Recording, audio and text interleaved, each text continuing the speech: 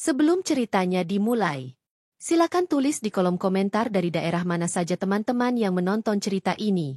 Dan jangan lupa like dan subscribe, agar channel Art Story bisa terus berkembang dan mempersembahkan cerita yang terbaik. Kurebut kembali istanaku dari wanita pelakor dan kuusir mantan suami, hingga jadi gelandangan. Pagi itu, Fitri duduk di teras rumah sambil memandangi langit yang masih kelabu. Jemarinya menggenggam cangkir teh hangat yang sudah mulai kehilangan uapnya. Di hadapannya, taman kecil yang ia rawat dengan sepenuh hati tampak basah oleh embun. Daun-daun hijau berkilau diterpa cahaya pagi yang mulai menyelinap malu-malu dari balik awan. Suasana begitu tenang, namun dada Fitri terasa sesak, seolah ada gelombang yang sedang berputar dalam perasaannya. Raka belum juga pulang sejak kemarin malam. Ia bahkan tak memberi kabar sama sekali. Bukan sekali dua kali ini terjadi, dan Fitri mulai terbiasa. Ia berusaha tidak berpikir buruk, walau hatinya kadang memberontak. Tapi sebagai istri, ia memilih untuk percaya. Bukankah kepercayaan adalah fondasi dari sebuah rumah tangga? 10 tahun sudah ia menikah dengan Raka. Lelaki yang dulu sederhana, penuh cita-cita, dan menyayanginya sepenuh hati. Mereka bertemu saat masih sama-sama bekerja di toko alat elektronik kecil. Fitri sebagai kasir, Raka sebagai teknisi. Hubungan mereka dimulai dari tawa sederhana di balik meja kasir, obrolan ringan di jam makan siang, lalu berkembang menjadi kasih sayang yang tak terelakkan. Pernikahan mereka bukan hasil dari pesta megah atau restu penuh bunga, melainkan perjuangan dua orang yang ingin bertahan hidup bersama. Fitri mengundurkan diri dari pekerjaannya tak lama setelah menikah, mengikuti keinginan Raka yang ingin membangun rumah tangga dengan satu pengelola, dia. Raka tak ingin anak-anak mereka kelak diasuh pembantu. Ia ingin istrinya yang mendidik anak-anaknya sendiri. Fitri menyetujui itu, karena di matanya, Raka adalah laki-laki bertanggung jawab. Mereka mengontrak rumah kecil di pinggiran kota. Dindingnya tipis, suara tetangga bisa terdengar jelas. Tapi di rumah itu, Fitri merasa bahagia. Ia memasak dengan hati, menata rumah dengan cinta, dan menanti Raka pulang setiap malam dengan segelas teh hangat. Setiap pagi, Raka mencium keningnya sebelum pergi bekerja. Kadang sambil bergurau, kadang dengan kalimat penyemangat yang membuat hari Fitri begitu berwarna. Ketika Fitri mengandung anak pertama mereka, Raka nyaris tak tidur semalaman. Ia menyiapkan bubur, menyiapkan bantal tambahan, bahkan memijat kaki Fitri setiap malam. Saat anak mereka lahir, Raka menangis. Ia memeluk Fitri erat dan berjanji akan membahagiakan keluarganya. Janji itu begitu kuat tertanam dalam ingatan Fitri, seperti pahatan yang tak bisa dihapus waktu. Usaha Raka mulai berkembang ketika ia memutuskan membuka bengkel kecil di depan rumah. Fitri mendukung sepenuh hati. Ia mengurus pembukuan, mencatat pesanan, bahkan ikut melayani pelanggan ketika sedang ramai. Uang hasil keuntungan mereka simpan sedikit demi sedikit. Setiap lembar uang yang masuk ke tabungan selalu disambut dengan sujud syukur bersama. Tidak ada yang instan. Semua dicapai dari cucuran keringat dan air mata. 3 tahun berlalu, bengkel itu berubah menjadi toko onderdil motor. Raka mulai memiliki karyawan. Fitri tak lagi turun tangan langsung, tapi ia tetap mengawasi dari rumah. Ia belajar pembukuan lebih dalam, bahkan mulai mempelajari strategi pemasaran lewat internet. Raka bangga pada Fitri. Ia sering memuji istrinya di hadapan rekan-rekannya. "Aku nggak bakal bisa sampai di sini tanpa Fitri," kata Raka suatu malam saat mereka makan malam sederhana di teras rumah. Fitri tersenyum malu. Fitri tuh bukan cuma istri, tapi sahabat perjuangan. "Semua orang butuh orang kayak kamu, Fit." Kalimat itu melekat di hati Fitri, seperti segel yang mengikat keyakinannya bahwa rumah tangganya akan kuat selama-lamanya. Bahkan ketika mereka mulai punya rumah sendiri di kompleks perumahan elit, Fitri tetap bersikap sederhana. Ia tak mau menjadi istri pengusaha yang angkuh. Ia tetap mencuci sendiri bajunya, memasak sendiri makanan untuk anak-anak, dan menyambut Raka pulang dengan senyum seperti hari-hari pertama mereka menikah. Anak mereka, Zahra dan Raffi, tumbuh sehat dan pintar. Fitri mengantar mereka sekolah setiap pagi, membuat bekal dengan penuh cinta, dan selalu menyelipkan catatan kecil di dalam kotak makan mereka. Kalimat-kalimat sederhana seperti, "Semangat ya, nak," atau "Ibu sayang kamu," menjadi semangat harian yang tak pernah absen. Tapi segalanya mulai berubah ketika Raka bertemu dengan orang-orang baru. Ia mulai sering ikut seminar bisnis, keluar kota, bahkan keluar negeri. Fitri mendukung, tentu saja. Ia ingin Raka tumbuh dan berkembang. Tapi dalam hatinya, ada rasa khawatir yang tumbuh perlahan. Kekhawatiran yang belum ia beri nama, namun mulai mengusik tidur malamnya. Raka mulai jarang pulang. Kalau pulang pun hanya untuk tidur sebentar, lalu pergi lagi. Ia mulai sulit diajak bicara. Bahkan senyum yang dulu hangat, kini terasa dingin. Fitri berusaha memahami. Tapi semakin ia mencoba, semakin ia merasa asing di rumahnya sendiri. Ia mulai merasa seperti tamu di rumah yang dulu mereka bangun bersama. Satu malam, Fitri menunggu Raka pulang hingga larut. Ia duduk di ruang tamu dengan mata yang mengantuk tapi hati yang gelisah.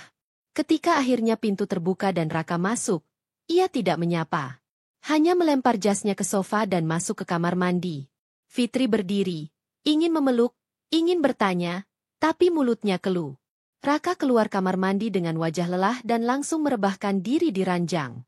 "Mas, kamu udah makan?" tanya Fitri pelan. "Udah," jawab Raka singkat, tanpa menoleh. "Kamu capek ya?" Fitri mencoba lagi. "Fit, aku pengen istirahat." "Jangan ganggu ya," jawab Raka dengan nada tinggi. Fitri terdiam.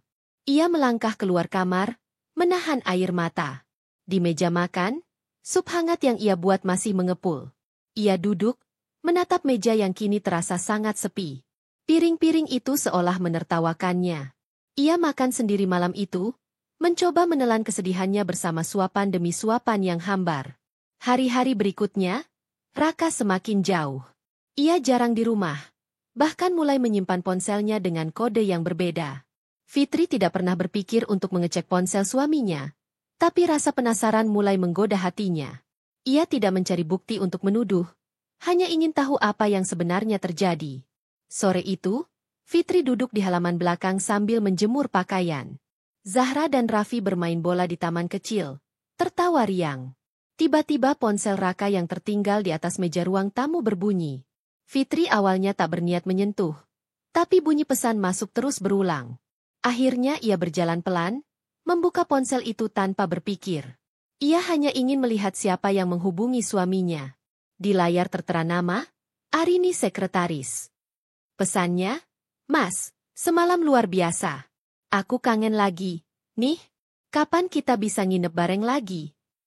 Jantung Fitri seperti berhenti berdetak. Tangannya gemetar. Pandangannya buram. Ia hampir tak bisa berdiri. Kakinya lemas. Pesan itu seperti bom yang meledakkan semua kepercayaan yang ia bangun selama 10 tahun terakhir. Ia menutup ponsel itu cepat-cepat dan kembali duduk di halaman. Napasnya berat.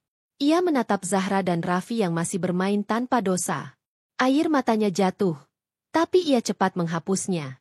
"Enggak, Fit. Kamu enggak boleh lemah. Kamu harus cari tahu dulu. Jangan langsung percaya. Bisa aja itu cuma salah paham." Bisik Fitri pada dirinya sendiri. Walau hatinya tahu, ini bukan salah paham. Sejak hari itu, Fitri mulai diam. Ia menyimpan semuanya dalam dada. Ia tetap melayani Raka seperti biasa. Tetap mengantar anak-anak sekolah, tetap memasak, tetap membersihkan rumah. Tapi senyumnya mulai pudar. Matanya mulai sayu. Dan dadanya mulai penuh luka yang tak terlihat. Tiap malam, ia terbangun sendiri. Menatap langit-langit kamar sambil berpikir, kenapa semua berubah secepat ini? Apa aku sudah tak cukup lagi?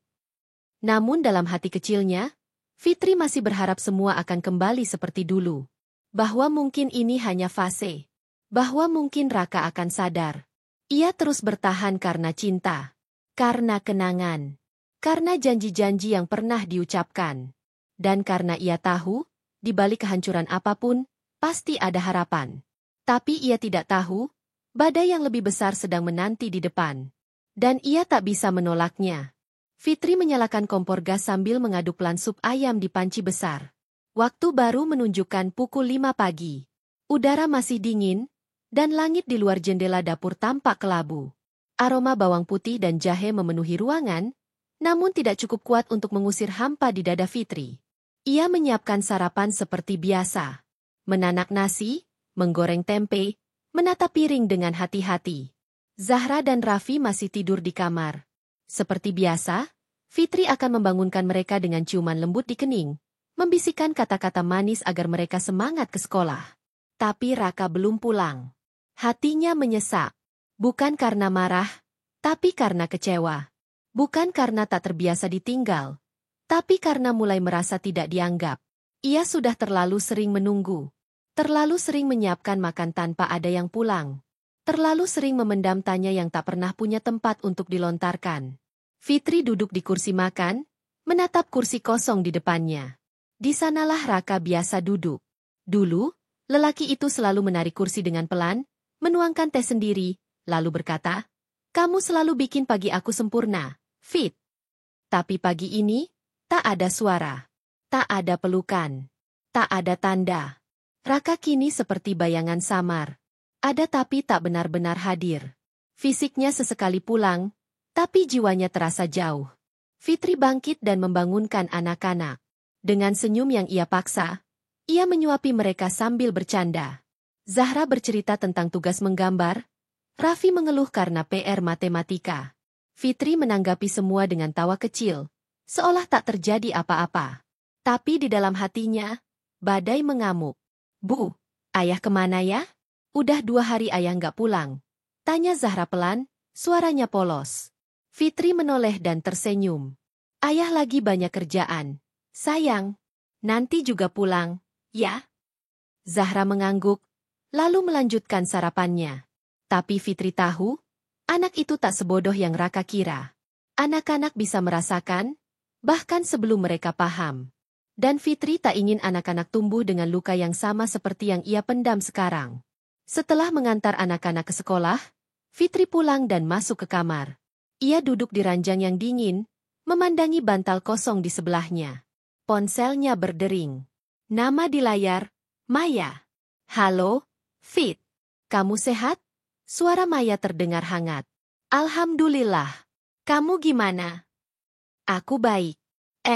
Aku mau ngajak kamu ngopi. Bisa hari ini?" tanya Maya. Fitri terdiam sebentar, lalu menjawab, "Boleh." Mereka bertemu di kafe kecil dekat taman kota. Maya adalah sahabat lama Fitri, yang dulu sama-sama bekerja di toko elektronik. Setelah menikah, mereka jarang bertemu, tapi tetap saling memberi kabar. "Aku nggak enak kalau ngomong gini, tapi kamu kelihatan lelah, Fit," ujar Maya setelah menatap Fitri lama. Fitri menunduk. Ia mengaduk kopinya perlahan. "Aku cuma capek, Mei. Banyak yang harus dipikirin." "Raka kenapa? Kok sekarang aku jarang lihat kalian bareng?" Fitri menelan ludah. Ia ingin bicara, tapi tak tahu harus mulai dari mana. "Dia sibuk," jawabnya singkat. Maya memegang tangan Fitri. "Kamu nggak sendiri, Fit. Kalau kamu butuh teman, aku selalu ada." Fitri tersenyum tipis. Tapi air matanya mengambang. Maya menggenggam tangan itu erat. "Aku cuma takut kamu terus pendam semuanya. Kamu terlalu sabar. Kadang kamu harus kasih tahu dia kalau kamu juga manusia. Kamu capek. Kamu bisa terluka." Fitri tak menjawab. Ia hanya menunduk lebih dalam. Kata-kata Maya menampar hatinya yang sudah rapuh. Malam itu, Raka akhirnya pulang. Tapi bukan pelukan yang ia bawa, melainkan aroma alkohol dan parfum wanita.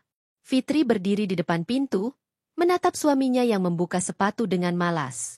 Matanya sembab, bajunya kusut. "Mas dari mana?" tanya Fitri pelan. Raka menoleh, wajahnya datar. "Kerja." "Kenapa? Kenapa nggak kasih kabar?" Suara Fitri mulai bergetar. Raka meletakkan tasnya di sofa. "Aku capek, Fit. Jangan mulai debat. Aku butuh istirahat." Fitri menggigit bibirnya. "Aku bukan mau debat. Aku cuma pengen tahu, aku ini masih istrimu atau bukan?" Raka menoleh, matanya tajam. "Apa maksud kamu ngomong gitu? Aku ngerasa kamu udah beda. Kamu nggak kayak dulu. Kamu jarang di rumah. Kamu dingin. Kamu kayak orang asing." Raka tertawa sinis. "Mungkin kamu aja yang terlalu sensitif." Fitri menahan napas. "Aku manusia, Mas. Aku juga punya hati. Aku bukan robot yang bisa terus melayani tanpa dihargai. Fit, kamu di rumah, hidup enak, semua kebutuhan tercukupi. Kamu tinggal jaga rumah dan anak. Kamu mau apa lagi? Bentak Raka. Fitri terdiam. Ia tak menyangka suaminya bisa berkata seperti itu. Ia yang pernah rela menjual cincin kawinnya demi menambah modal bengkel. Ia yang tak tidur semalaman menjaga anak saat Raka sibuk di luar kota. Ia yang membasuh luka Raka saat pria itu kecelakaan motor. Kini dianggap hanya sebagai penjaga rumah. Jadi menurut Mas, aku ini cuma pembantu rumah? Bisik Fitri. Raka mendengus. Aku nggak bilang gitu. Tapi kamu tuh jangan drama. Banyak istri di luar sana yang pengin hidup kayak kamu. Fitri menahan air mata. Aku bukan pengin mewah. Aku cuma pengin dihargai. Diperlakukan seperti istri, bukan benda mati. Raka berjalan menuju kamar. Sudah, aku ngantuk. Fitri menatap punggung suaminya yang pergi tanpa penjelasan. Tanpa pelukan. Tanpa permintaan maaf. Dini hari, Fitri duduk sendiri di ruang tamu. Matanya merah. Ia membuka album foto mereka. Di sana ada foto pernikahan, foto saat hamil, foto saat liburan pertama bersama anak-anak. Semua tampak bahagia. Tapi kini terasa jauh. Seperti kenangan yang tak mungkin kembali. Ia memeluk album itu, menggigit bibir agar tangisnya tak membangunkan anak-anak. Ia merasa sendirian di rumah yang dulu dibangun atas nama cinta. Di kamar, Raka tidur dengan tenang. Tak sadar bahwa istri yang dulu ia puja kini sedang perlahan hancur. Tak sadar bahwa wanita yang dulu ia banggakan kini mulai mempertanyakan arti keberadaannya. Fitri menatap langit-langit rumah. Dalam hatinya, ia bertanya, sampai kapan aku harus menahan semua ini? Dan malam itu, untuk pertama kalinya, ia merasa lelah bukan karena pekerjaan rumah. Tapi karena rasa yang tak pernah dianggap. Karena cinta yang tak pernah dihargai. Hari-hari yang berlalu setelah itu seperti perang batin yang tak berkesudahan. Fitri masih berusaha menjalankan peran sebagai istri dan ibu, seakan tidak terjadi apa-apa. Namun dalam hatinya, ia mulai dihantui bayangan yang makin nyata, bahwa suaminya telah berpaling. Ponsel Raka semakin sering berbunyi, tapi ia tak pernah memperbolehkan Fitri menyentuhnya. Jika Fitri datang mendekat saat ia sedang bermain ponsel, Raka segera menyembunyikannya. Dan jika ditanya, jawabannya selalu sama, ini urusan kerja. Kamu nggak usah ikut campur. Perubahan itu makin menjadi-jadi. Pulang semakin larut. Nada bicara semakin kasar. Wajah yang dulu penuh kelembutan, kini menjadi kaku, dingin, tak bersisa kasih sayang. Tapi yang paling menyakitkan adalah, Fitri tetap mencintainya. Suatu malam, saat Fitri membersihkan meja makan yang tak pernah lagi dipenuhi tawa, ia mendengar suara mobil di depan rumah. Hatinya berdebar. Ia buru-buru mencuci tangan dan berdiri di balik jendela. Mobil Raka. Tapi tak seperti biasanya, ia melihat Raka tidak sendiri. Dari dalam mobil, muncul sosok perempuan. Perempuan muda, langsing, mengenakan dres ketat berwarna merah anggur. Wajahnya berdandan tebal, dan ia tertawa manja sambil menepuk pundak Raka. Fitri mematung. Darahnya seperti berhenti mengalir. Ia tak percaya dengan apa yang dilihatnya. Matanya terus mengikuti gerak perempuan itu, hingga mobil melaju dan menjauh dari rumah. Raka masuk ke rumah dengan langkah ringan, seakan tidak terjadi apa-apa. Fitri menunggu di ruang tamu.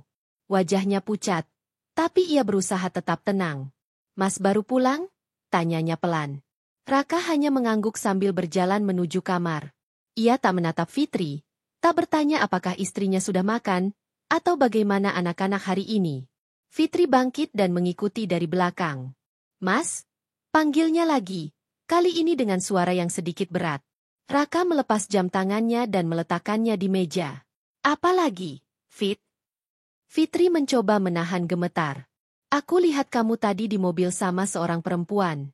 Siapa dia? Raka menoleh, ekspresinya berubah tajam. Kamu mulai ngintip-ngintip sekarang? Aku cuma kebetulan lihat, Mas. Aku bukan mau tuduh. Aku cuma pengin tahu. Raka tertawa sinis. Kamu ini kenapa, sih? Perempuan itu klien, dia butuh konsultasi buat kerja sama. Jam 11 malam, Mas? Fitri. Raka membentak. Aku capek kerja seharian. Pulang malah ditanyain kayak kriminal. Kamu tuh harusnya ngerti posisi kamu. Fitri terdiam. Matanya memerah. Bibirnya bergetar. Tapi ia tak berkata apa-apa. Ia hanya melangkah mundur, meninggalkan kamar, dan masuk ke dapur. Di sana, ia duduk di bangku kecil dekat lemari es, menutup wajahnya dengan kedua tangan, dan menangis dalam diam. Keesokan harinya, Fitri memberanikan diri mencari tahu lebih dalam. Ia membuka akun media sosial Raka yang selama ini jarang disentuh. Dan di sana, ia menemukan banyak jejak. Komentar dari seorang perempuan bernama Arini yang terlalu sering muncul. Komentar-komentar yang menggoda, berani, dan bahkan beberapa foto mereka berdua sedang makan malam. Fitri menggigit bibirnya. Nama itu terdengar asing, tapi wajahnya tidak. Ia pernah melihat Arini sekali, di pesta ulang tahun perusahaan Raka yang kelima. Saat itu, Arini memperkenalkan diri sebagai sekretaris pribadi direktur. Waktu itu Fitri tak curiga, meski perempuan itu tampak terlalu dekat dengan Raka. Dengan hati-hati, Fitri mulai membuka akun Arini. Akun itu terbuka untuk publik. Dan Fitri menelusuri setiap postingan, setiap komentar, setiap foto. Semuanya menyakitkan. Banyak yang menunjukkan hubungan mereka bukan sekadar atasan dan bawahan. Bahkan di salah satu postingan, Arini menulis, "Aku nggak butuh cincin, aku cuma butuh waktu bersamamu. Meski cuma sebentar." Fitri menutup ponsel. Napasnya berat. Ia menatap pantulan wajahnya di kaca jendela. Ia tak tahu siapa dirinya saat itu. Seorang istri? Seorang perempuan yang dibohongi? Atau hanya penghuni rumah yang sedang menunggu saat diusir? Ia tak ingin gegabah. Ia ingin yakin sebelum bertindak. Tapi setiap malam Raka pulang lebih malam. Setiap pagi ia bangun sendirian. Setiap pesan singkat yang dibalas dengan dingin. Semuanya makin memperjelas bahwa ada yang disembunyikan. Beberapa hari kemudian, saat Fitri sedang membersihkan kamar, ponsel Raka bergetar di meja. Raka sedang mandi. Fitri menoleh ke arah kamar mandi, lalu ke ponsel itu. Hatinya berperang. Ia tak ingin menjadi wanita yang mengintip suaminya. Tapi ia juga tak bisa membiarkan dirinya terus menjadi bodoh. Ia membuka layar ponsel. Kode kunci telah diganti. Fitri mencoba kode lama, tanggal ulang tahun pernikahan mereka. Tidak bisa. Ia mencoba tanggal lahir anak-anak. Gagal. Ia mencoba ulang tahun Raka. Gagal lagi. Fitri menarik napas. Tangan dan hatinya sama-sama gemetar. Ia meletakkan kembali ponsel itu di tempat semula. Tapi air matanya jatuh lagi. Raka bahkan tak lagi ingin istrinya tahu apa-apa. Ia benar-benar sudah menjadi orang luar di rumahnya sendiri. Malam itu, saat Raka sedang tidur, ponselnya berbunyi. Fitri terbangun karena bunyi notifikasi yang berturut-turut. Ia menoleh, dan ponsel itu menyala dengan satu nama yang sama berulang-ulang, "Sayang Arini." Fitri menahan napas. Ia bangkit perlahan, meraih ponsel itu. Dan kali ini, ponsel tidak terkunci. Entah kenapa. Ia membuka aplikasi pesan. Di sana, percakapan mereka berisi rayuan, foto, bahkan rekaman suara. Raka memanggil Arini dengan nama-nama yang selama ini hanya ia terima. Mereka membicarakan masa depan, membicarakan liburan bersama, bahkan sempat menertawakan Fitri. Air mata Fitri jatuh deras. Ia tidak berteriak, tidak membangunkan Raka, tidak melempar ponsel itu. Ia hanya berdiri, menatap wajah suaminya yang tertidur nyenyak. Laki-laki yang dulu bersumpah tak akan menyakitinya. Laki-laki yang dulu menggenggam tangannya dengan erat di pelaminan. Kini tidur tanpa rasa bersalah setelah menghancurkan hati perempuan yang membangun segalanya bersamanya.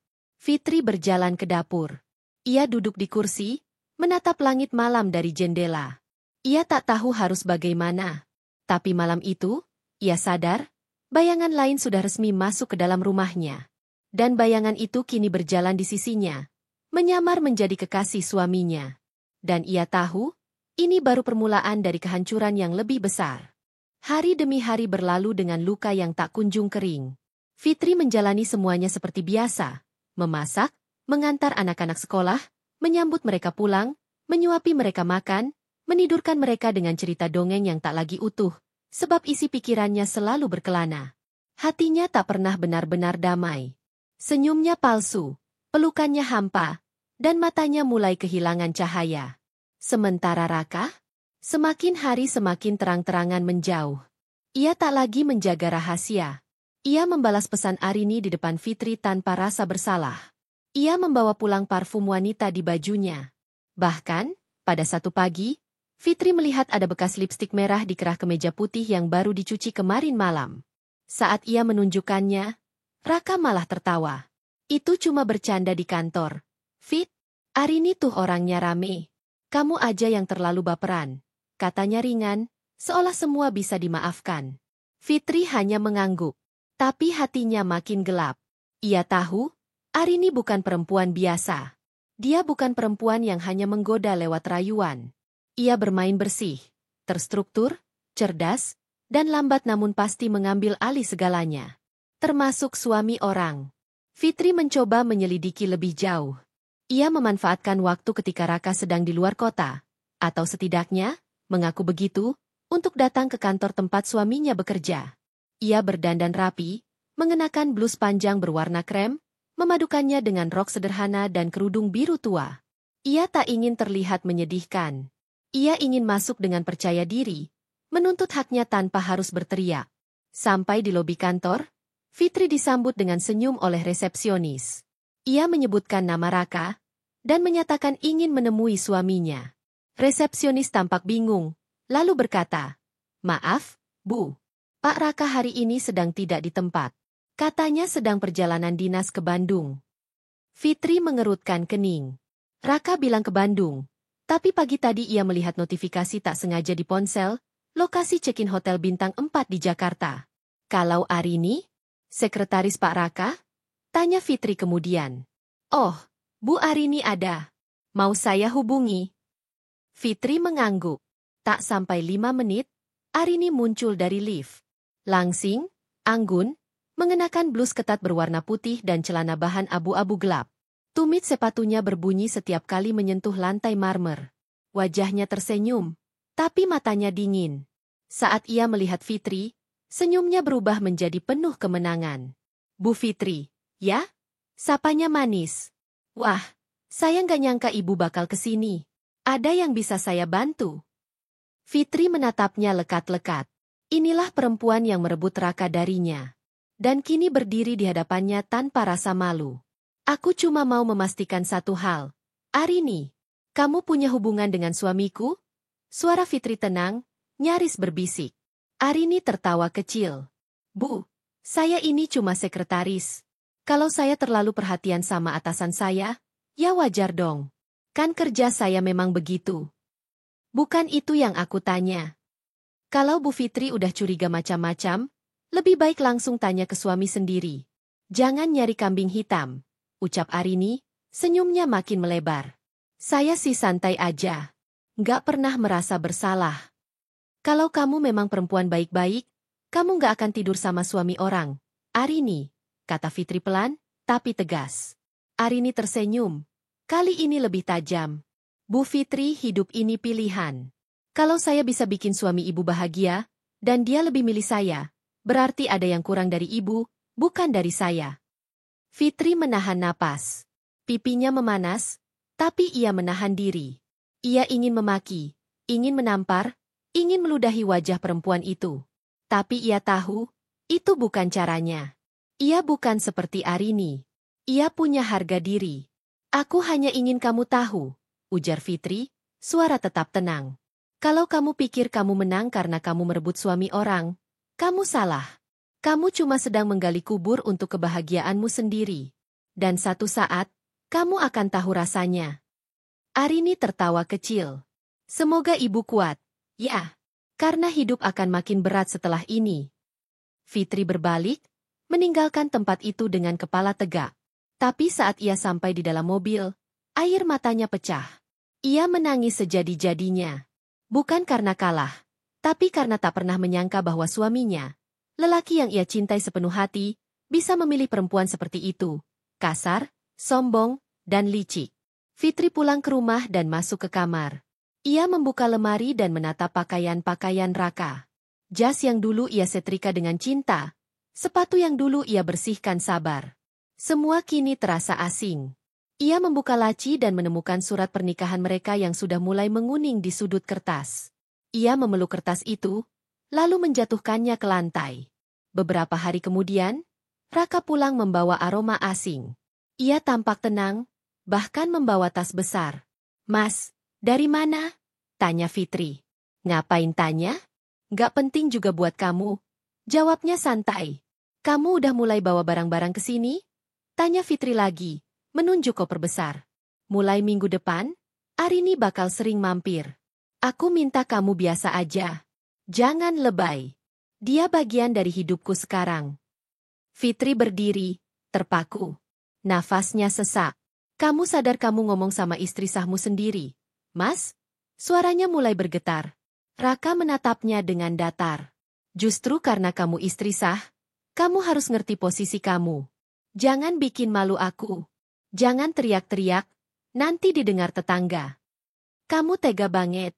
Kamu berubah, Mas. Kamu bukan Raka yang dulu," ucap Fitri, matanya berkaca-kaca. "Ya, aku berubah. Karena aku butuh wanita yang bisa ngimbangin aku.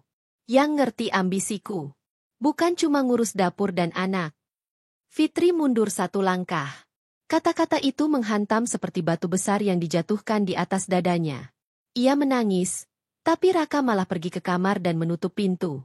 Malam itu, Fitri tidak tidur.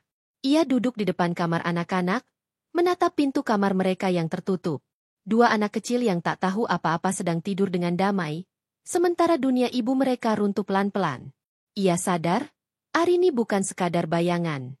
Bukan sekadar godaan. Tapi racun yang benar-benar telah menguasai rumah ini. Dan Fitri tahu, jika ia tetap diam, semuanya akan dirampas darinya. Anak-anaknya, rumah ini, bahkan jati dirinya sebagai istri. Tapi ia belum siap melawan. Belum saatnya. Ia masih terlalu lemah. Terlalu hancur. Namun dalam diamnya malam itu, Fitri mulai merasakan nyala kecil dalam dadanya. Api kecil yang belum padam. Dan kelak, api itu akan membakar semua kebusukan yang telah dibawa Arini ke dalam rumahnya. Fitri terbangun lebih pagi dari biasanya. Matahari belum muncul. Namun jantungnya berdetak keras seolah membangunkannya dengan paksa. Ia duduk di pinggir ranjang dengan wajah kosong. Semalaman ia tidak tidur. Bayangan pertengkaran terakhir dengan Raka masih berputar-putar di kepalanya. Begitu nyata, seolah baru terjadi beberapa menit lalu. Udara pagi itu dingin dan lembab, menambah kesan sunyi yang mencengkeram rumah besar mereka. Rumah itu kini terasa asing, meskipun setiap sudutnya masih diisi oleh barang-barang yang dulu ia dan Raka beli bersama. Sofa di ruang tamu, vas bunga di atas meja makan, figura-figura kecil berisi foto keluarga mereka. Semuanya tampak seperti saksi bisu dari sebuah cinta yang perlahan mati. Fitri berjalan pelan ke dapur. Ia menyalakan kompor dan mulai menyiapkan sarapan anak-anak. Aroma nasi goreng tercium ke seluruh rumah. Tapi tak ada yang menemaninya berbicara. Zahra dan Raffi masih terlelap, dan Raka belum pulang lagi sejak 2 hari lalu. Fitri tahu, ia tidak sedang keluar kota. Ia yakin Raka menginap di tempat Arini. Wanita itu benar-benar tak tahu malu, dan kini bahkan berani menampakkan diri di lingkungan perumahan. 2 hari lalu, Fitri melihat Arini turun dari mobil Raka tepat di depan gerbang kompleks. Arini mengenakan gaun merah terang dan sepatu hak tinggi, berjalan dengan penuh percaya diri sambil tertawa. Tertawa di depan rumah yang dulu dibangun Fitri dari hasil perjuangan bersama suaminya. Pagi ini, ketika anak-anak sudah bangun dan bersiap sekolah, Fitri menurunkan tas mereka ke mobil. "Bu, ayah kenapa nggak pernah pulang?" tanya Raffi polos. Fitri diam sejenak, lalu berjongkok dan menatap mata putranya. "Ayah lagi sibuk kerja, Nak. Tapi kalian tetap harus semangat. Ya, jangan mikirin apa-apa dulu. Ibu akan urus semuanya." Zahra hanya menatap ibunya sambil menggenggam tangan adiknya. Wajah anak itu terlihat dewasa sebelum waktunya. Ia mungkin tidak bertanya, tapi dari matanya, Fitri tahu bahwa Zahra tahu ada yang tidak baik sedang terjadi. Siang itu, Fitri mendapat telepon dari pihak sekolah. Katanya Zahra sempat menangis saat pelajaran dimulai. Fitri terdiam. Ia bergegas menjemput. Dan saat sampai di kelas, ia mendapati putrinya duduk termenung, wajahnya lesu. Di dalam mobil, Zahra bicara pelan. Bu, temanku bilang ayah sering jalan sama tante muda. Mereka lihat di mall. Aku harus jawab apa, Bu? Fitri memeluk anaknya erat. Hatinya nyaris hancur. Ia tahu, yang dilukai oleh perbuatan suaminya bukan hanya dirinya, tapi juga anak-anak. Mereka menjadi korban dari keserakahan dan pengkhianatan yang tak termaafkan. Sepulang dari sekolah, Fitri menidurkan anak-anak lebih cepat. Ia sendiri tidak bisa tidur. Malam itu, ia duduk di meja makan sambil membuka laptop. Tangannya gemetar saat mengetik nama Arini di kolom pencarian. Ia mencoba menelusuri latar belakang perempuan itu lebih dalam. Dan ternyata, di luar dugaan, Arini pernah terlibat kasus dengan seorang direktur perusahaan properti, seorang pria beristri juga. Berita itu sudah dihapus dari banyak media. Tapi sisa-sisa jejak digitalnya masih ada di forum-forum diskusi dan blog pribadi seseorang. Fitri menatap layar laptop dengan perasaan campur aduk. Jadi benar, Arini adalah pelakor profesional. Perempuan itu tahu cara membungkus dirinya dengan anggun. Tapi di balik semua itu tersembunyi ambisi kotor dan ketamakan yang tidak bisa disembunyikan.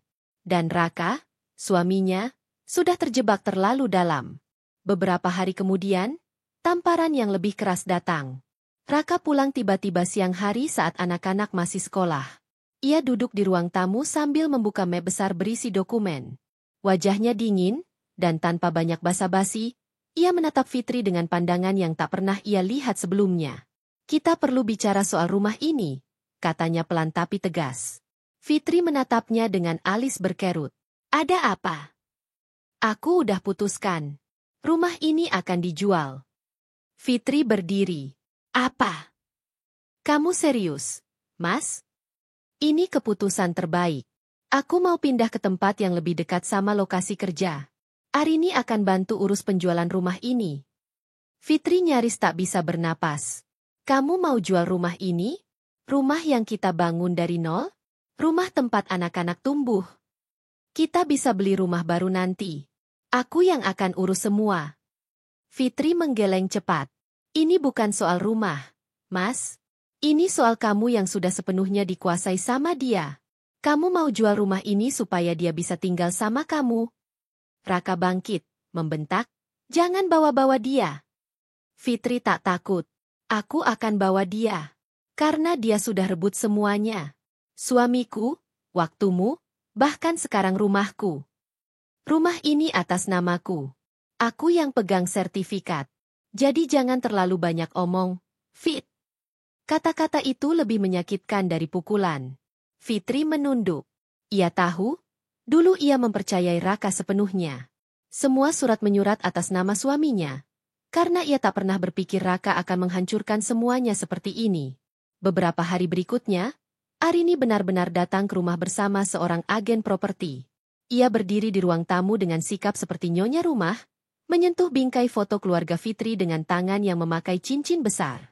Wah, rumahnya nyaman banget ya. Tapi kalau saya nanti di sini, mungkin akan saya ubah sedikit desainnya, katanya sambil tersenyum sinis ke arah Fitri. Fitri hanya diam. Ia berdiri di samping sofa, menatap mereka satu persatu. Saat agen properti mengambil foto sudut-sudut rumah, Fitri naik ke atas dan masuk ke kamar Zahra dan Raffi. Ia duduk di tepi ranjang dan menangis pelan. Ia merasa semuanya mulai dirampas. Arini tidak hanya mengambil Raka, tapi juga berusaha merebut tempat anak-anaknya tidur. Hari itu, untuk pertama kalinya dalam hidup, Fitri merasa ingin membalas. Bukan untuk dirinya sendiri, tapi untuk dua anak kecil yang akan kehilangan segalanya jika ia terus diam. Untuk dirinya yang dulu percaya bahwa cinta bisa menyembuhkan semua luka. Dan untuk harga dirinya yang diinjak-injak tanpa belas kasihan. Fitri bangkit, berdiri di depan cermin. Ia menatap wajahnya sendiri. Aku nggak akan kalah, bisiknya. Aku akan rebut semuanya kembali. Rumah ini, hidupku, dan martabatku. Fitri tak lagi menangis. Luka demi luka yang ia telan hari demi hari tak menjadikannya lemah. Justru perlahan menumbuhkan sesuatu di dalam dirinya, keteguhan. Diam-diam, ia mulai belajar bahwa tak semua perang harus dilawan dengan air mata. Kadang, untuk menang, Seseorang harus menunggu waktu yang tepat. Dan kali ini, ia memutuskan untuk tak sekadar menunggu. Sore itu, Fitri duduk di kursi rotan di teras belakang rumah. Kedua matanya memandangi langit jingga yang mulai turun. Raffi dan Zahra bermain dengan bola di halaman kecil. Tertawa riang meski tak ada lagi sosok ayah yang biasa ikut bersama mereka. Fitri mengamati anak-anaknya. Dan dari sanalah ia tahu bahwa alasan untuk melawan bukan hanya demi harga diri, tapi demi masa depan anak-anaknya yang kini tergantung sepenuhnya padanya. Beberapa hari setelah kedatangan Arini dan agen properti, Fitri diam-diam menemui pengacara perempuan, teman lama dari kuliah yang kini bekerja di sebuah kantor hukum. Namanya Bu Lestari, seorang janda beranak dua yang terkenal cerdas, tajam, tapi berhati lembut. "Fit, kamu yakin mau ambil langkah hukum?" tanya Bu Lestari setelah mendengarkan cerita panjang Fitri. "Aku nggak punya pilihan lain. Dia mau jual rumah kami. Aku harus lindungi anak-anakku. Aku harus jaga hakku sebagai istri sah." "Rumah itu atas nama suamimu, kan?" Fitri mengangguk. "Iya. Tapi aku punya semua bukti kalau uang pembangunan rumah ini juga dari aku. Aku simpan semua transfer, bukti emas yang kujual, semua kwitansi material dulu. Kalau begitu, kita bisa pakai itu. Dan soal perselingkuhan, kamu juga ada bukti." Fitri mengeluarkan flash disk dari tas kecilnya. Rekaman suara, tangkapan layar, foto mereka di hotel, bahkan printout percakapan dari ponsel Raka waktu aku sempat buka. Bu Lestari tersenyum kecil. "Ini lebih dari cukup untuk jadi senjata." Fitri hanya menunduk, suaranya bergetar. "Aku nggak minta dia dihukum. Aku cuma mau semua ini dihentikan. Aku ingin anak-anakku punya tempat tinggal. Aku ingin hakku dikembalikan. Dan aku ingin dia tahu, aku bukan perempuan lemah yang bisa diinjak-injak." Beberapa hari kemudian, Fitri diam-diam mendaftarkan gugatan harta gono gini sekaligus peringatan hukum untuk menghentikan penjualan rumah hingga proses selesai. Ia juga menyiapkan surat gugatan cerai, belum untuk diajukan saat itu, tapi sebagai bentuk kesiapan. Raka tidak tahu. Arini pun tidak curiga. Hari-hari di rumah tetap berjalan seperti biasa. Raka masih pulang dan pergi sesukanya. Arini sesekali datang dengan sengaja menyapa anak-anak, bahkan sempat menawarkan permen dan mainan. Tapi Fitri sudah mengajarkan Zahra dan Raffi untuk sopan namun menjaga jarak. Mereka tahu, wanita itu bukan bagian dari rumah ini. Zahra yang sudah mulai besar, bahkan sempat berkata, "Bu, aku nggak suka tante itu. Matanya jahat." Fitri hanya mengelus kepala putrinya dan tersenyum. Sampai suatu malam, Raka pulang lebih awal. Ia duduk di ruang tamu dengan wajah menyeringai puas, lalu berkata, "Akhirnya ada pembeli serius buat rumah ini. Besok mau survei lagi. Harga cocok." Fitri hanya tersenyum tenang. "Kamu udah yakin?" "Yakin banget. Aku nggak sabar tinggal di apartemen baru. Kamu nggak usah ikut. Rumah ini bakal tetap aku kasih kompensasi ke kamu. Gampang lah. Toh kamu nggak kerja. Kamu butuh tempat kecil aja." Fitri berdiri, mengambil amplop dari dalam laci lemari. Ia meletakkannya di atas meja. "Apa ini?" tanya Raka. "Buka saja." Raka membuka dan membaca isinya. Wajahnya langsung berubah. Dahi berkerut, alis menurun tajam. Surat dari pengacara. Gugatan pembekuan penjualan rumah. Bukti kontribusi pembiayaan rumah. Daftar aset. Bukti perselingkuhan. Dan salinan surat pengajuan cerai. "Apa-apaan ini, Fitri? Kamu gugat aku?" Fitri menatap suaminya tajam. Tak ada lagi air mata di matanya. Yang ada hanya ketegasan yang selama ini tersembunyi. "Aku diam bukan berarti aku bodoh, Mas. Aku tenang bukan berarti aku kalah. Aku cuma kasih waktu buat kamu sadar. Tapi ternyata kamu terlalu sibuk bersama perempuan yang kamu anggap lebih dari istrimu sendiri. Fitri, kamu pikir kamu bisa kalahin aku? Aku nggak mau kalahin siapa-siapa. Tapi aku juga nggak mau dirampas hakku oleh suamiku sendiri." Raka membanting amplop itu ke lantai. "Kamu perempuan egois. Kamu yang serakah. Kamu hancurin rumah tangga ini. Sekarang kamu harus siap tanggung jawab. Kita akan bertemu di pengadilan." Raka berdiri dan melangkah menuju pintu. Namun sebelum keluar, Ia berkata dengan suara rendah penuh kemarahan, "Kamu akan menyesal." Fitri menatap punggung suaminya yang pergi. Tapi kali ini, ia tidak gemetar. Ia berdiri tegak, dan menatap pintu yang tertutup itu dengan ketenangan luar biasa. Di kamar, Zahra terbangun. "Bu, ayah marah." Fitri masuk dan memeluk putrinya. "Ayah sedang bingung, sayang. Tapi kamu tenang aja. Ibu akan jaga rumah ini. Ibu janji." Zahra mengangguk kecil dan memeluk ibunya lebih erat. Keesokan harinya, surat resmi dari pengacara Fitri dikirim ke kantor Raka dan juga ke kantor Arini. Nama Fitri tercetak tebal dalam isi surat. Peringatan keras atas tindakan pemindahan aset, perselingkuhan, dan pencemaran nama baik. Arini, yang selama ini merasa tenang, kini mulai gelisah. Ia menghubungi Raka berkali-kali. Mereka mulai bertengkar. Raka tertekan. Arini mulai menyadari bahwa istri sah yang selama ini ia pandang lemah, ternyata menyimpan kekuatan yang bisa membalikkan segalanya. Dan diam-diam, dari balik kesunyiannya, Fitri telah membuka perang yang tak lagi bisa dihindari. Perang demi harga diri, demi rumah, demi anak-anak, dan demi dirinya sendiri, sebagai seorang istri yang terlalu lama dianggap tak bernyawa. Raka tidak lagi sering pulang ke rumah. Sejak surat-surat hukum mulai menghampiri hidupnya, wajahnya menjadi semakin muram, lebih mudah marah, dan sering menyalahkan segalanya kepada Fitri. Namun Fitri tidak peduli. Kini ia tak lagi melayani segala bentuk drama. Ia tidak membantah. Ia hanya diam. Diam yang tenang namun mengintimidasi. Raka tahu, Fitri bukan lagi perempuan yang dulu hanya menangis di sudut kamar. Fitri tetap menjalani hidup dengan teratur. Anak-anak ia jaga lebih dekat. Ia mulai mencari kegiatan tambahan yang bisa membuatnya lebih mandiri secara finansial. Ia menerima tawaran menjadi asisten penulis skrip online dari salah satu temannya yang bekerja di bidang digital konten. Pekerjaan itu ia lakukan diam-diam dari kamar, ketika anak-anak tidur. Tidak besar penghasilannya, tapi cukup untuk membuat dirinya merasa hidup kembali. Di balik itu, Fitri juga bekerja sama dengan Bu Lestari untuk mengurus pemisahan aset. Semua dokumen dan rekening lama Raka mulai diselidiki. Fitri menyerahkan semua bukti kontribusinya dalam rumah tangga, mutasi bank, surat penjualan perhiasan, hingga surat jual beli tanah kecil yang dulu ia warisi dari orang tuanya dan ia jual demi modal usaha bersama Raka. Ternyata, selama ini, semua jerih payahnya telah digunakan oleh Raka untuk membesarkan nama perusahaannya. Dan kini, Fitri punya celah. Salah satu rumah milik Raka yang disewakan ternyata dibeli dengan dana gabungan dari hasil jerih payah Fitri. Sertifikatnya atas nama Raka, tapi sumber dananya terbukti sebagian besar dari kontribusi Fitri. Maka rumah itu jadi titik tolak pertarungan mereka di pengadilan. Beberapa kali Raka mencoba menyudahi perkara hukum.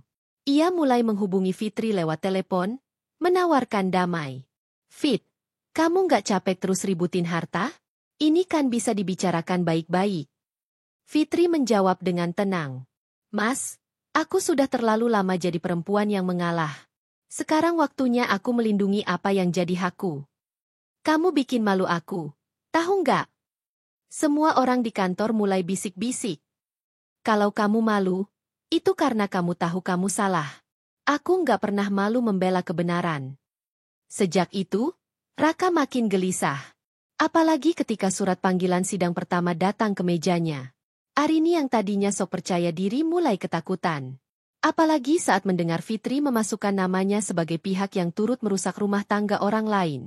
Tak berhenti di sana, Fitri juga mendatangi kantor notaris tempat Raka pernah mendaftarkan beberapa aset dan mendapati satu hal penting.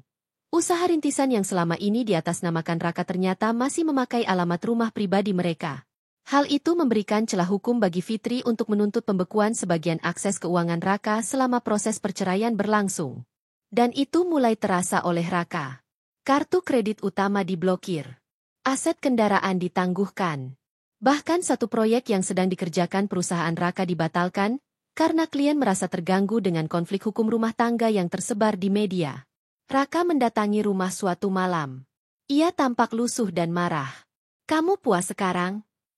Hancurin semua? Kamu pengin aku bangkrut, Fit?" Fitri berdiri di depan pintu. "Tenang. Aku cuma ambil kembali apa yang sudah lama kamu rampas. Aku ini kepala keluarga. Dan kepala keluargaku bukan yang menelantarkan istri dan anak untuk pelakor. Raka meludah ke tanah, lalu masuk ke halaman. Tapi anak-anak yang mendengar ribut-ribut itu berlari keluar. Zahra berdiri di dekat ibunya dan memeluk pinggang Fitri. Raffi ikut menggenggam tangan ibunya kuat-kuat. Fitri menunduk menatap anak-anak, lalu kembali menatap Raka. Lihat, Mas. Ini rumahku. Ini anak-anakku.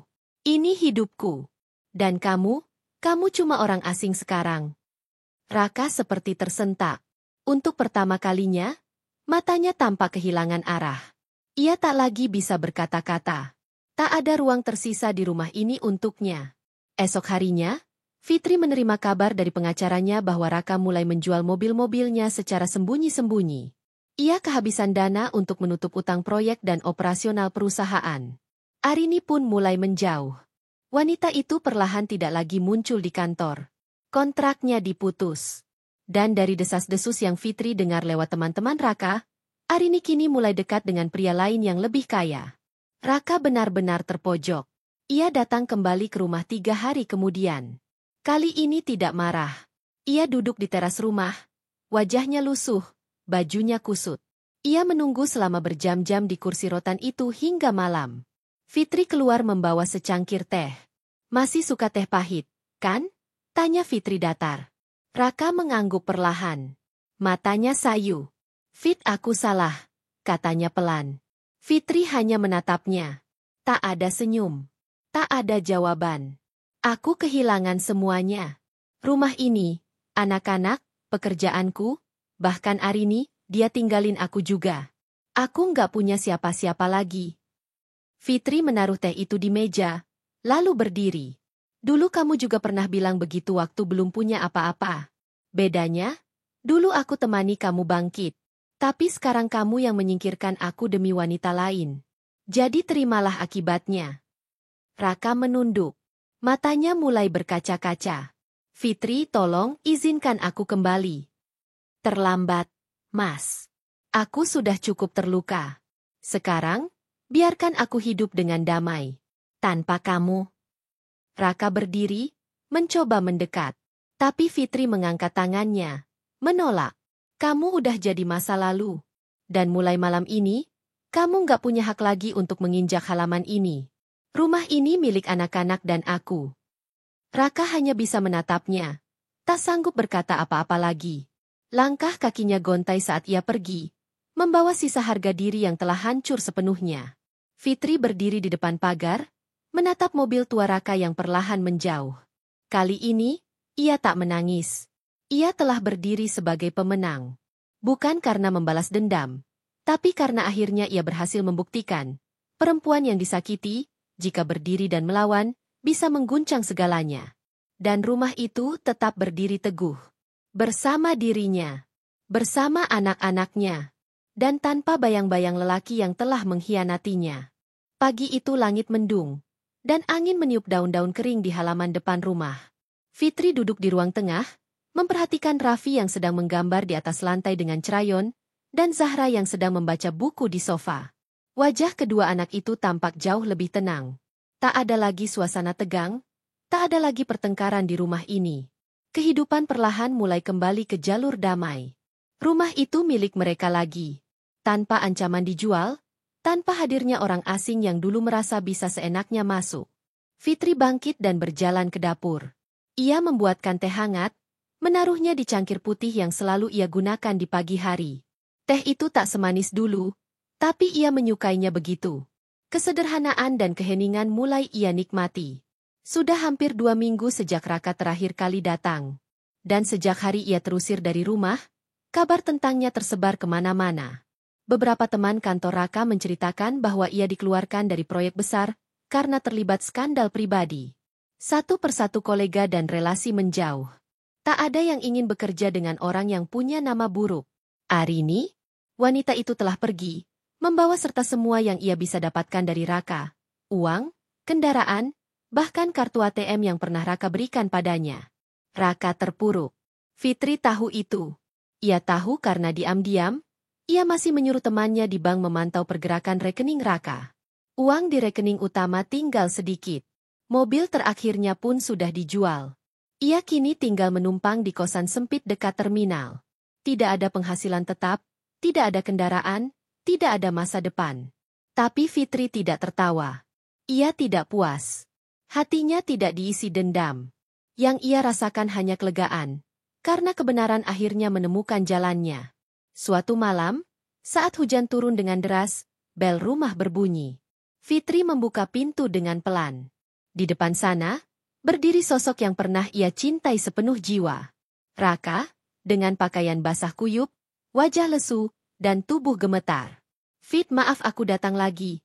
Suaranya lirih, nyaris tenggelam oleh suara hujan. Fitri tidak menjawab. Aku kelaparan. Aku tidur di halte semalam. Aku udah nggak punya siapa-siapa lagi. Bahkan teman-temanku pun menjauh. Arini ninggalin aku. Aku kehilangan semuanya, semua." Fitri berdiri tenang, menatap wajah lelaki itu. Wajah yang dulu ia kagumi, kini tampak begitu menyedihkan. Ia menua lebih cepat. Matanya kosong. Jiwanya seperti hancur. "Aku nggak minta dikasihani," lanjut Raka pelan. "Aku tahu aku salah. Salah besar. Aku bukan cuma ninggalin kamu. Aku menghancurkan kamu. Mengkhianati kamu. Dan sekarang aku terima ganjarannya." Fitri diam sejenak. Hatinya tak bergemuruh. Ia sudah selesai marah. Yang tersisa hanya rasa kasihan. Bukan pada lelaki itu, tapi pada dirinya yang dulu pernah begitu mencintai seseorang yang begitu tega. "Mas," ucap Fitri akhirnya, "aku sudah maafkan kamu sejak lama. Tapi memaafkan bukan berarti menerima kamu kembali." Raka menunduk. Air matanya jatuh bersamaan dengan air hujan yang menetes dari ujung rambutnya. "Aku nggak minta kembali. Aku cuma ingin ketemu anak-anak. Sekali aja. Aku janji nggak akan ganggu." Fitri mengangguk. Ia melangkah ke dalam dan memanggil anak-anak. Zahra dan Raffi keluar, terpaku melihat sosok ayah mereka yang kotor, basah, dan lemah. Zahra maju perlahan, mendekat. "Ayah?" Suaranya pelan. Raffi diam, namun menatap penuh rindu. Mereka berdua menghampiri Raka yang terduduk di lantai teras. Raka memeluk mereka erat. Tangisnya pecah. "Ayah minta maaf. Ayah minta maaf udah ninggalin kalian. Ayah bodoh." Fitri membiarkan mereka sejenak. Setelah itu, ia menyuruh anak-anak masuk kembali, memberikan waktu terakhir untuk Raka berdiri. "Mas, aku sudah cabut gugatan cerai. Tapi bukan karena ingin kembali. Aku hanya ingin menyelesaikan semuanya secara baik, demi anak-anak. Kita akan pisah secara resmi dan damai. Kamu nggak akan aku seret lagi ke pengadilan." Raka menatap Fitri penuh heran. "Aku sudah menangkan hak atas rumah ini. Suratnya sekarang atas namaku. Dan aku putuskan untuk mempertahankan rumah ini untuk anak-anak. Kamu nggak punya kewajiban lagi membayar apapun. Tapi kamu juga nggak punya hak lagi." Raka mengangguk, menerima semua dengan pasrah. "Aku nggak punya apa-apa lagi, Fit. Tapi kamu masih punya kesempatan jadi manusia yang lebih baik," jawab Fitri pelan. "Pergilah. Bangun lagi hidupmu. Tapi jangan pernah datang lagi ke rumah ini tanpa izin." Raka berdiri perlahan. Tubuhnya goyah, tapi ia mencoba menegakkan punggungnya. Ia menatap rumah yang dulu dibangunnya bersama Fitri. Rumah yang pernah jadi istana mereka. Kini rumah itu bukan miliknya lagi. Semua sudah kembali pada perempuan yang dulu ia remehkan. Ia melangkah perlahan ke bawah hujan. Tak menoleh lagi. Tak berkata apa-apa. Fitri menutup pintu. Ia menarik napas dalam-dalam, menoleh ke arah anak-anak yang sedang duduk di ruang tengah. Malam itu ia tidak menangis. Karena malam itu, untuk pertama kalinya, ia benar-benar merasa bebas. Pagi menjelang dengan cahaya matahari yang hangat menyusup lewat jendela. Rumah itu kini dipenuhi ketenangan. Tak ada lagi ketukan keras di pintu, tak ada lagi suara bentakan, tak ada lagi aroma asing dari parfum wanita lain. Yang tersisa hanya aroma teh hangat, suara tawa Raffi, dan nyanyian kecil Zahra yang sedang menghafal lagu sekolahnya. Fitri duduk di meja makan sambil membuka laptop. Di hadapannya ada daftar pekerjaan yang perlahan mulai berdatangan. Klien dari luar kota mulai tertarik pada jasanya sebagai editor naskah digital. Ia juga sudah mendapatkan beberapa pekerjaan freelance menulis artikel. Perlahan, tapi pasti, pundi-pundi kecil mulai terisi kembali. Ia tak menyesali apapun. Tidak rumah tangga yang hancur, tidak suami yang pergi, dan tidak pula pelakor yang kini entah menghilang kemana. Semua kejadian itu seolah menjadi batu loncatan untuk dirinya berdiri tegak.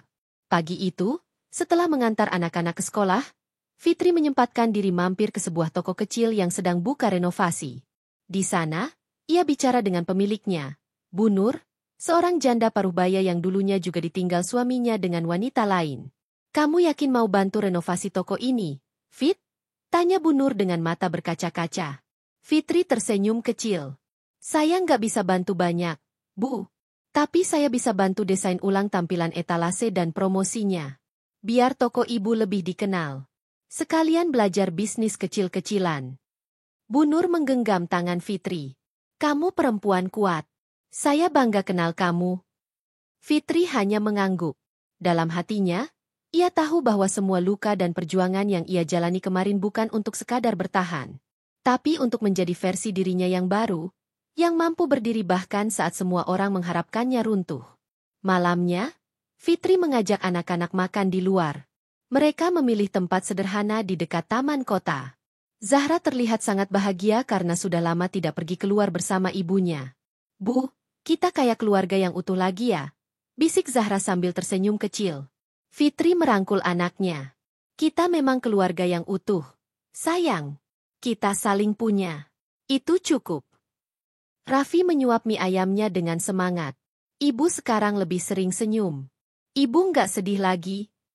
Fitri memandangi anak-anaknya. Ia menggeleng pelan. "Ibu belajar. Sedih boleh, tapi jangan berlama-lama. Yang penting, kita nggak berhenti jalan ke depan." Setelah makan malam, mereka jalan-jalan di taman. Angin malam berhembus pelan. Fitri duduk di bangku taman, membiarkan anak-anak berlari kecil di pelataran. Di kejauhan, lampu-lampu kota mulai menyala, menghiasi malam dengan kilau yang tak menyilaukan. Suara tawa anak-anak membuat malam itu terasa hidup, tenang, penuh makna. Tiba-tiba ponselnya bergetar. Sebuah pesan masuk dari nomor tak dikenal. "Terima kasih sudah membuka mataku. Aku sekarang kerja jadi sopir online. Mulai dari nol. Mungkin ini cara Tuhan menyadarkanku. Maaf untuk semua yang telah aku hancurkan. Aku doakan kamu dan anak-anak selalu bahagia."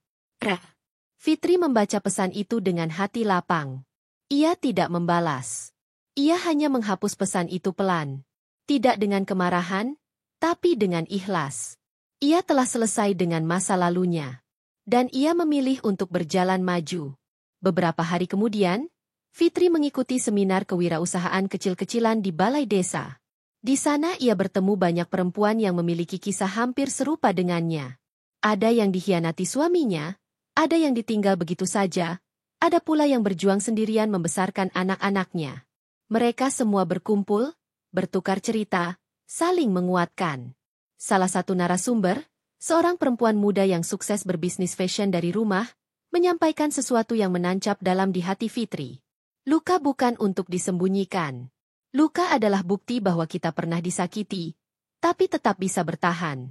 Dan ketika luka itu sembuh, ia akan berubah jadi kekuatan. Fitri mengangguk dalam diam.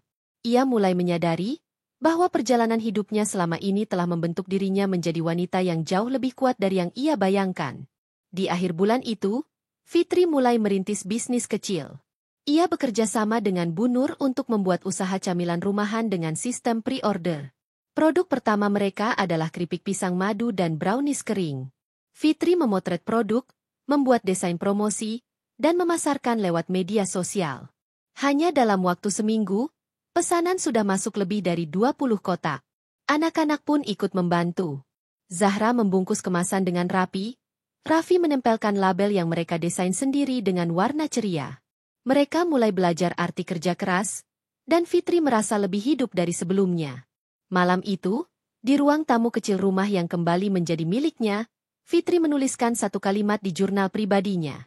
"Aku bukan hanya merebut kembali istanaku, tapi aku juga membangun kerajaan baru bersama orang-orang yang benar-benar mencintaiku." Langkah kaki Fitri menyusuri lorong kecil menuju ruang kelas SD tempat Zahra dan Raffi belajar. Hari itu adalah acara pertemuan orang tua murid. Untuk pertama kalinya, Fitri datang tidak dengan wajah murung seperti dulu. Ia mengenakan blus biru pastel sederhana, celana panjang longgar, dan kerudung abu-abu lembut yang ia lilitkan dengan tenang. Wajahnya tampak bersih, tenang, dan bersinar, bukan karena makeup atau perhiasan, tapi karena kedamaian yang selama ini ia perjuangkan. Zahra melihat ibunya dari balik jendela kelas dan langsung tersenyum lebar, melambai dengan semangat. Fitri membalas lambaiannya sambil meletakkan tangan di dada. Di hati kecilnya, ia tahu, semua ini bukan sekadar tentang menang atau kalah dari Raka, bukan tentang membalas Arini, tapi tentang membuktikan bahwa perempuan bisa bangkit, bisa berdiri sendiri, bisa menjadi benteng utama bagi anak-anaknya. Setelah acara selesai, beberapa ibu-ibu menyapanya. Dulu, mereka memandang rendah karena gosip tentang suaminya yang selingkuh dan akan menceraikannya. Tapi sekarang, senyum mereka berbeda. Ada hormat di mata mereka. Bu Fitri makin seger sekarang ya. Kok bisa sih kelihatan kuat terus? Tanya salah satu dari mereka. Fitri tersenyum. Karena saya udah berhenti mengemis cinta dari orang yang gak menghargai saya. Jawaban itu membuat mereka terdiam sejenak, sebelum kemudian mengangguk pelan. Di perjalanan pulang, Raffi memeluk pinggang ibunya dari belakang motor. Bu, aku seneng ibu sekarang sering ketawa. Zahra juga seneng, katanya polos. Fitri mengelus kepala anaknya pelan. Karena sekarang kita hidup tanpa rasa takut. Nah, gak ada yang teriak-teriak lagi di rumah. Gak ada yang bikin ibu sedih. Zahra menimpali dari belakang. Tapi aku tetap doain ayah. Biar ayah bisa berubah. Tapi aku juga lebih sayang ibu. Fitri tersenyum lagi. Air matanya nyaris menetes. Tapi ia tahan. Hari itu terlalu indah untuk ditangisi. Malamnya, Fitri membuka pesan dari Bu Lestari. Surat resmi perceraian akhirnya sudah selesai diproses. Fitri kini secara hukum sah sebagai seorang ibu tunggal. Tak ada beban tanggung jawab bersama. Tak ada nama Raka lagi di kakak. Rumah sudah atas namanya. Usaha rumahan yang ia mulai dengan Bu Nur sudah mulai berkembang. Bahkan beberapa reseller sudah mulai menawarkan kerjasama. Ia memandangi surat keputusan itu sejenak. Lalu menaruhnya di laci, bersamaan dengan semua berkas masa lalu. Ia tak membuangnya, karena ia tahu, semua luka itu adalah bagian dari perjalanan yang membuatnya seperti sekarang. Sore keesokan harinya, Fitri menyiram bunga di pekarangan kecil rumahnya. Ia menanam beberapa tanaman hias baru, lidah mertua, monstera, dan melati. Rumah itu kini tidak hanya miliknya secara hukum, tapi miliknya sepenuhnya secara jiwa. Ia memilih sendiri warna cat dinding, gorden, bahkan susunan meja makan. Semua ia atur ulang, seolah menghapus jejak-jejak masa lalu yang membebani. Sesekali, tetangganya yang dulu acuh, kini mulai menyapa ramah. Bahkan Pak RT yang dulu sempat meragukan perceraiannya, kini justru memuji keberaniannya. Bu Fitri ini luar biasa. Banyak ibu-ibu yang malu cerai padahal disakiti terus. Tapi ibu justru bikin orang-orang percaya, kalau perempuan itu bisa tegas. Fitri hanya menjawab dengan anggukan sopan. Ia tak pernah bangga karena perceraian. Tapi ia bangga karena ia tak lagi hidup dalam penindasan. 1 minggu kemudian, ada kabar tersebar dari terminal kota. Raka terlihat tidur di kursi besi, membawa ransel lusuh, dan kadang menawarkan jasa bantu angkat barang. Ia menolak bantuan siapapun, bahkan kabarnya pernah ditolak saat mencoba kembali melamar pekerjaan lamanya.